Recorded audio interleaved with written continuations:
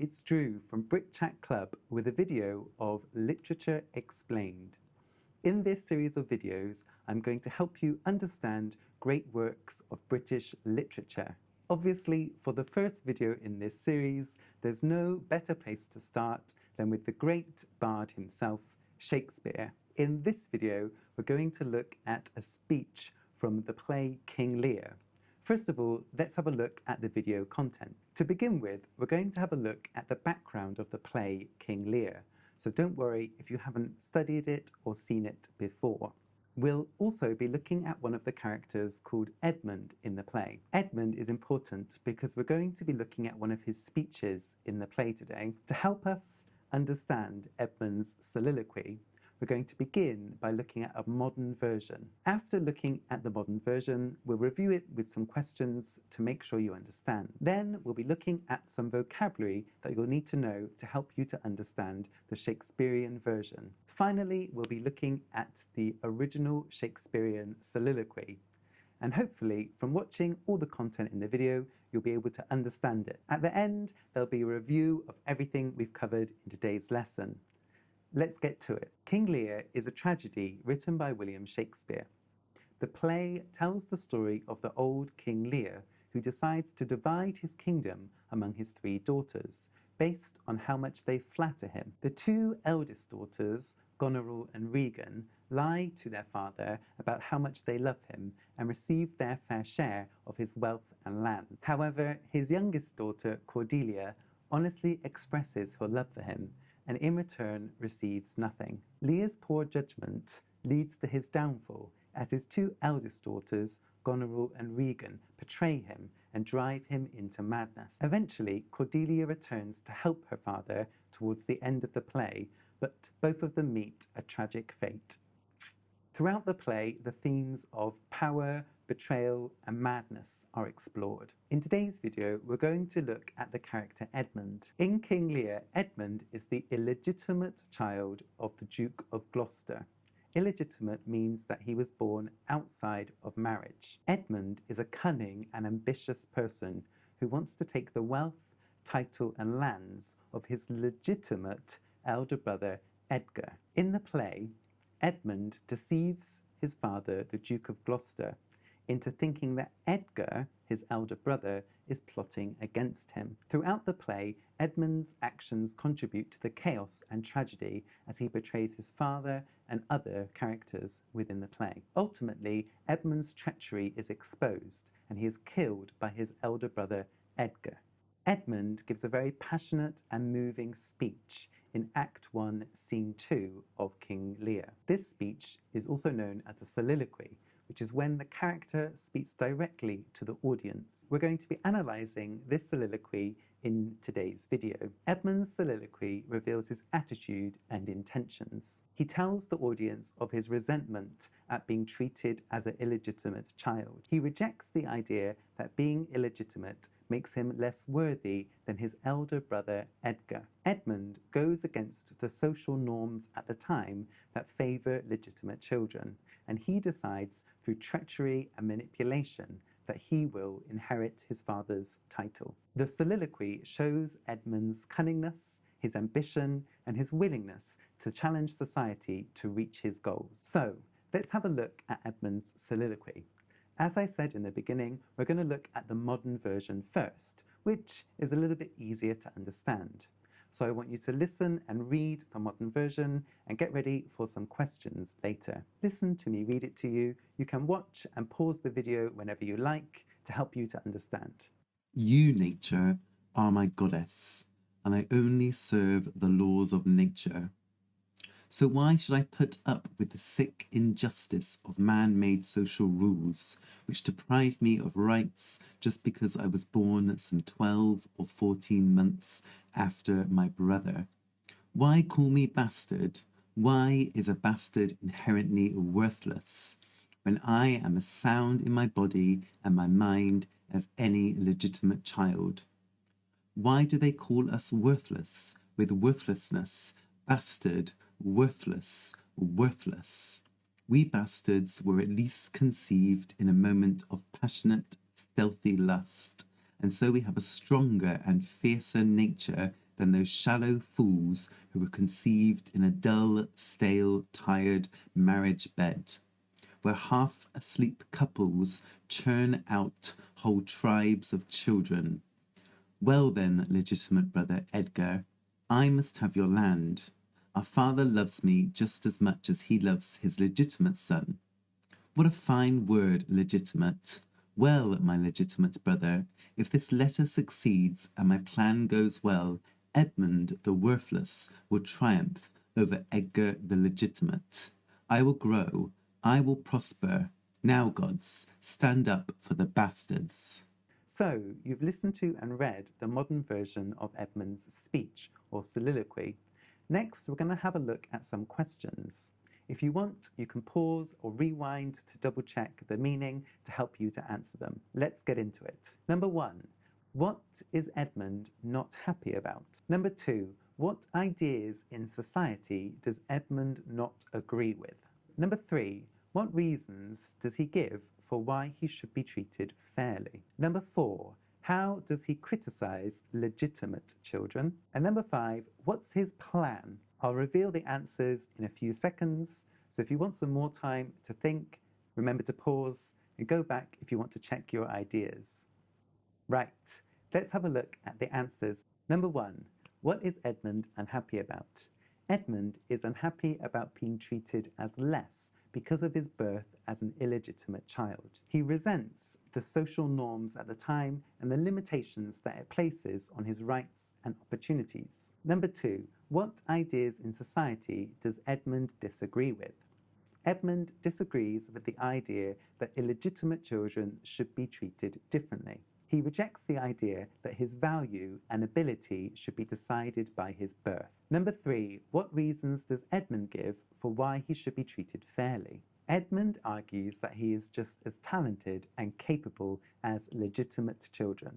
He does this by talking about his intelligence and his physical attractiveness. Edmund believes that his abilities should get the same respect and opportunity as legitimate children born inside a marriage. Number 4. How does he criticize legitimate children? He criticizes legitimate children by saying that they are often the product of passionless unions within a married couple, whereas bastard or legitimate children are conceived through passion and desire. Because of this, he implies that legitimate children are weak and unremarkable in comparison to bastards like himself, which are born through intense and exciting lovemaking. Number 5. What is Edmund's plan? Edmund's plan is to trick his father, the Duke of Gloucester, into thinking that his elder legitimate son, Edgar, is plotting against him. By doing this, he hopes to discredit Edgar so that Edmund can get his position. Now that you've had a look at the modern version of the play and you've checked the questions and the answers, you should have a good understanding to prepare you for the Shakespearean version. However, before we look at the Shakespearean version, there's some vocabulary that we need to check together. Let's have a look at the vocabulary together now. You can practice the pronunciation as well. The first word is just used in Shakespearean English, so don't worry too much about that one, but the other 9 words are quite useful in modern English. Number 1 is moonshines. Number 2 is to be legitimate or to be illegitimate. Number 3 is to be stale. Number 4 is to prosper. Number 5 is to deprive. Number 6 is dimensions. Number 7 is to thrive. Number 8 is to be bound. Number 9 is a plague. And number 10 is to lust. For the next section of the video, I'm going to show you the meaning, but I'm not going to tell you which word it matches for a few seconds. So I want you to read the meaning with me, and you have a few moments to think about which word it matches to. Let's check them together. The first meaning is born to parents that are legally married. Hopefully this is an easy one, as we've already looked at it in today's video. The meaning is legitimate. The opposite is illegitimate or bastard. Next, we have a widespread disease or something that causes a lot of pain and suffering. This one is a plague, And in today's play, the meaning has the idea of causing lots of pain and suffering. The next definition we have is to be old, or no longer fresh, or no longer exciting or interesting. This one is to be stale. The next word refers to the light of the moon, and from this definition, I'm sure you can guess that the answer is moonshines. However, in the context of the play, it means something that is unreal. Edmund uses this word moonshines to mock the idea of fate. He suggests that fate is easily changed and unreliable, like the light of the moon. The next definition is to take something away from someone or prevent someone from having something. This one is deprive. Next, we've got the measurements of something, which hopefully you can guess means the dimensions of something. In the play, it's used to describe the physical or personal characteristics of someone's dimensions. Next definition is to be successful, especially financially, and it means to grow well. This word is to prosper. The next definition means to be tied up or restricted. However, in the play, it has the similar meaning of feeling that you have to do something. You're obligated to perform some action. This one is to be bound. And finally, we have the very strong desire to do something, normally used with a desire which is seen as wrong. This one is to lust. We often say to lust after something. So you've had a look at these 10 words, which are used in the Shakespearean version of the play. To make sure you've understood them, we've got a little gap fill in the next section of the video. So I'm going to read a sentence, and I want you to figure out which word from the vocabulary section fits into the sentence. Let's get to it. Number 1. Edmund dislikes being called an child because it makes him feel inferior. Number 2. Edmund mocks the belief in faith and fortune as Number 3. Edmund's strong desire for power and control is driven by his for authority. Number 4. Edmund plans to his brother Edgar of their father's position. Number 5. Edmund uses the belief in astrology to show how people rely on ideas.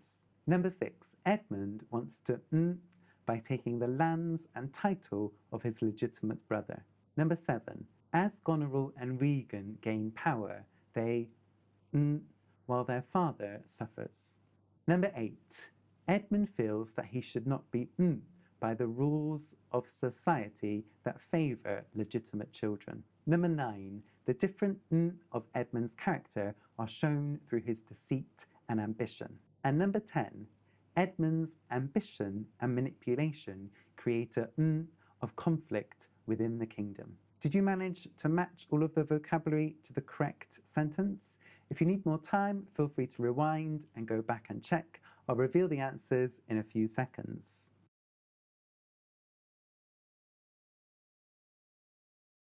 For number 1, we had the word illegitimate.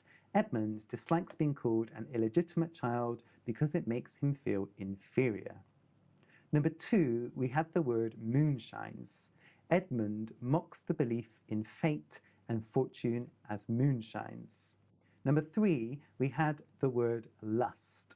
Edmund's strong desire for power and control is driven by his lust for authority. For number 4, we had the word to deprive. Edmund plans to deprive his brother Edgar of their father's position. Number 5, we've got the word stale. Edmund uses the belief in astrology as a way to show how people rely on stale ideas. Number 6, the answer was prosper. Edmund wants to prosper by taking the lands and title of his legitimate brother. Number 7, we had to thrive. As Goneril and Regan gain power, they thrive while their father suffers. Number 8, we had to be bound. Edmund feels he should not be bound by the rules of society that favour legitimate children. Number 9, we had dimensions. The different dimensions of Edmund's character are shown through his deceit and ambition. And number 10, we had a plague. Edmund's ambition and manipulation create a plague of conflict in the kingdom. So we've checked some of the vocabulary that's going to feature in the Shakespearean version of Edmund's speech. It's a good idea for you to practice using this vocabulary if it's new for you. If you want, you can make some sentences and pop them in the comment section below. I'd love to see your ideas. For now, though, we're going to go on to the original Shakespearean version. You've looked at the background of the play, you've got some information about the character Edmund, and you've already seen the modern version. So what I want you to do now is listen to the original version and try to understand as much as you can. Remember, you can pause, you can rewind, you can listen as many times as you like. Right, let's have a look at the Shakespearean version of Edmund's Soliloquy. Thou, nature, art my goddess, to thy law my services are bound. Wherefore should I stand in the plague of custom, and permit the curiosity of nations to deprive me? For that I am some 12 or 14 moonshines lag of a brother? Why bastard? Wherefore base, when my dimensions are as well compact, my mind as generous, and my shape as true, as honest madmen's issue? Why brand they us with base, with baseness, bastardy, base, base? Who in the lusty stealth of nature take more composition and fierce quality than doth within a dull, stale, tired bed? Go to the creating a whole tribe of fops, got 'tween sleep and wake. Well then, legitimate Edgar, I must have your land. Our father's love is to the bastard Edmund, as to the legitimate. Fine word, legitimate. Well, my legitimate, if this letter speed and my invention thrive, Edmund the base shall top the legitimate. I grow, I prosper. Now, gods, stand up for bastards. So now you've listened to and read the original Shakespearean version. I've got some questions I want you to think about. You can let me know your ideas in the comment section below. First of all, how much did you understand? Let me know. Next, were there any words or phrases that you weren't sure about? Next, what's your impression of Edmund? Do you think he's just a typical bad guy, or do you have some sympathy for him? Do you think that audiences today view Edmund differently to how audiences would have viewed him in Shakespeare's time? And finally, what would you do if you were in Edmund's place? I'd love to hear your ideas. Let me know. Finally, let's have a quick review of everything we've covered in today's lesson. So first of all, we looked at the background of the play for King Lear. We focused in on the character Edmund and found out more about him. We looked at what Edmund tries to tell us in his soliloquy. We looked at the modern version of the speech. You've answered some questions about the modern version to help you understand the context. You've looked at some vocabulary which are used in the Shakespearean version. And finally, you've done something amazing. You've listened to and you've read a real original Shakespearean speech in Shakespearean English. Well done. Finally, if you're interested in online lessons with me, you can check out my website, britchatclub.com. I hope you've enjoyed today's video. See you next time. Thanks. Bye.